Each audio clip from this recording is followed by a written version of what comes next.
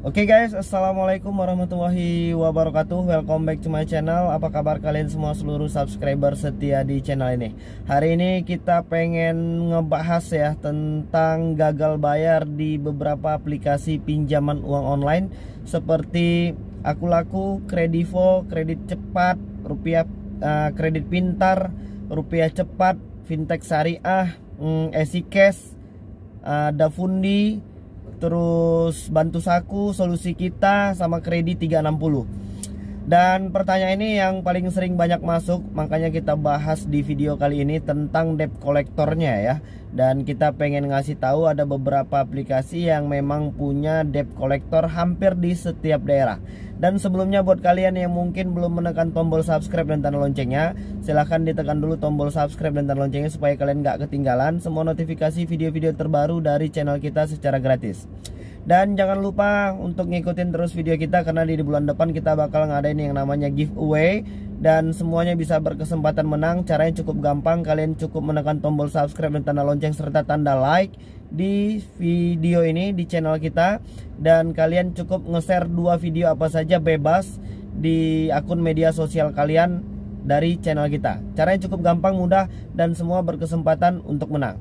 Oke guys, sekarang kita pengen ngebahas tentang gagal bayar ya di beberapa aplikasi yang tadi mungkin sudah kita sebutkan. Ada 2 aplikasi yang memang saat ini dan kita sudah coba langsung cross check. Ada 2 aplikasi yang memang sudah punya kantor cabang di beberapa daerah-daerah provinsi. Khususnya untuk di kota-kota besar sih kita sudah bisa pastikan mereka punya kantor cabang seperti Kredivo dan Akulaku. Jadi beberapa pertanyaan yang sering masuk, yang sering nyamperin di kolom komentar di bawah video kita itu tentang Akulaku dan Kredivo. Apakah sudah punya debt collector lapangan? Jadi sepengalaman kita kemarin kita pernah ya buat telat bayar di aplikasi Akulaku, tapi memang nominalnya nggak terlalu banyak, sekitar 700.000, dan kita telat bayar selama 3 bulan. Dan sejauh ini kita masih cukup mengapresiasi ya untuk aplikasi Akulaku, karena sepengalaman kita lebih dari 3 bulan tersebut mereka masih menagih dengan cara yang baik dan sopan. Jadi suku bunganya pun nggak terlalu tinggi, artinya masih dalam tahap kategori yang wajar. Dan menurut gue sih itu masih bisa kita pakai dan kita pertahankan.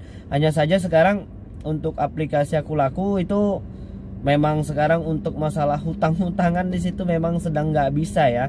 Untuk limit cicilan kreditnya juga nggak bisa dipakai. KTA asetku juga paling 2 kali 3 kali dipakai, terus habis itu nggak bisa lagi. Apalagi dana cicil juga sekarang hampir semua akun mengalami masalah yang serupa tentang tidak bisa digunakan, dan itu terjadi pada akun lama dan akun yang baru. Untuk Kredivo itu untuk di kota-kota besar dan di provinsi-provinsi besar itu sudah ada kantor cabangnya juga. Hanya saja kalau untuk debt collector Akulaku dan Kredivo itu sampai sejauh ini untuk wilayah Sumatera itu belum ada yang langsung nyamperin ke rumah ya. Nggak tahu kalau di daerah lain. Kalau di Jakarta mungkin beberapa waktu terakhir ada yang sempat disamperin ya sama debt collectornya. Hanya saja kalau untuk di seputaran Jakarta kan saat ini memang masih benar-benar PSBB ya. Jadi mereka juga nggak seleluasa mungkin untuk bisa melakukan penagihan langsung datang ke rumah. Terus untuk di aplikasi-aplikasi yang lain ya seperti Kredit Pintar, Rupiah Cepat, EasyCash, Bantu Saku, Kredit 360, Finflash, Fintech Syariah, terus Uangmi, itu banyak banget ya aplikasi-aplikasi yang mungkin saat ini teman-teman juga masih dalam kategori telat bayar atau mungkin mengarah kepada gagal bayar. Sebelumnya aku pengen ngedoain dulu kalian masih dalam limpahan rezeki yang berlimpah supaya nanti kalian bisa melunasi semua hutang-hutang yang ada di aplikasi pinjaman uang online dan kalian bisa segera bangkit kembali dari segala macam keterpurukan perekonomian. Oke, sampai dengan hari ini seperti Fintech Syariah, EasyCash ya, Bantu Saku, Kredit 360, Fintech Syariah, Uangmi, dan Finflash itu belum ada yang langsung datang ke rumah ya. Debt collectornya itu belum ada yang langsung nyamperin ke rumah. Jadi sebelum nyamperin ke rumah itu mereka akan memberikan beberapa peringatan-peringatan seperti teror ya. Mereka akan hubungin kontak darurat, mereka akan apa ya, itulah satu hari bisa mungkin nagih ke kita itu beberapa kali yang bikin kita pusing. Jadi aku pengen nyaranin kalian tuh agar bersikap lebih tenang, berpikir positif, dan kumpulkan kekuatan mental kalian, buang rasa takut kalian. Dan ya kalau ada rezeki silahkan disisihkan lah untuk biaya pelunasan hutang-hutang ya. Yang namanya hutang walaupun debt kolektornya belum nyampe ke rumah, ya yang namanya hutang kalau bisa ya kita bayar lah. Namanya kita juga sudah pinjam uang orang. Cuma sekarang kan terkadang saat ini situasi perekonomiannya itu yang belum memungkinkan untuk melakukan pelunasan. Jadi beberapa langkah-langkah yang mungkin bisa kalian tempuh itu, kalian bisa memberikan jadwal pembayaran ya kepada tim penagihan mereka.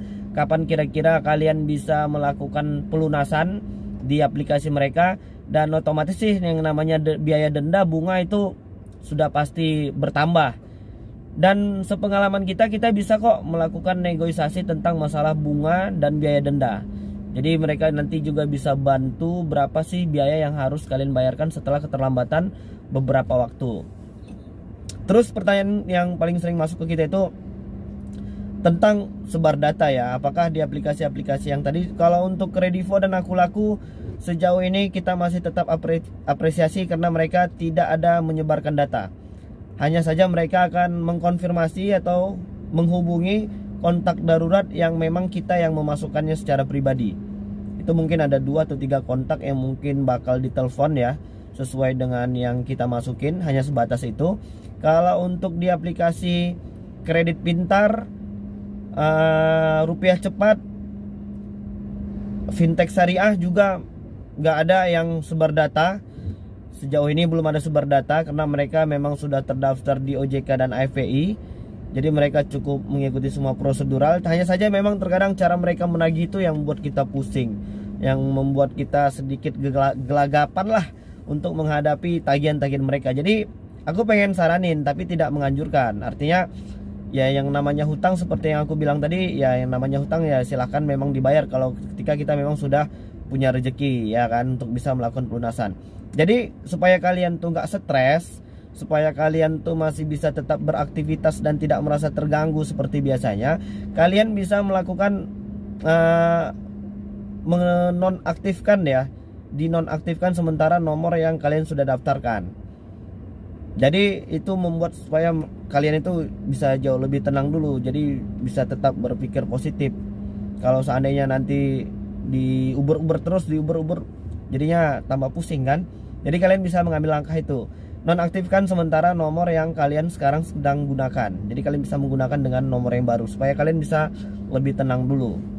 Dan beberapa permasalahan yang lain nanti kalian juga bisa tuliskan ya di kolom komentar. Yang jelas beberapa aplikasi yang tadi kita sebutkan sampai dengan detik ini, untuk wilayah Sumatera, untuk wilayah Jawa paling masih Jakarta ya. Nanti kalian bisa kasih tahu wilayah kalian di mana dan akan langsung kita cek nanti sesuai perkembangan apakah sudah ada DC lapangannya atau enggak.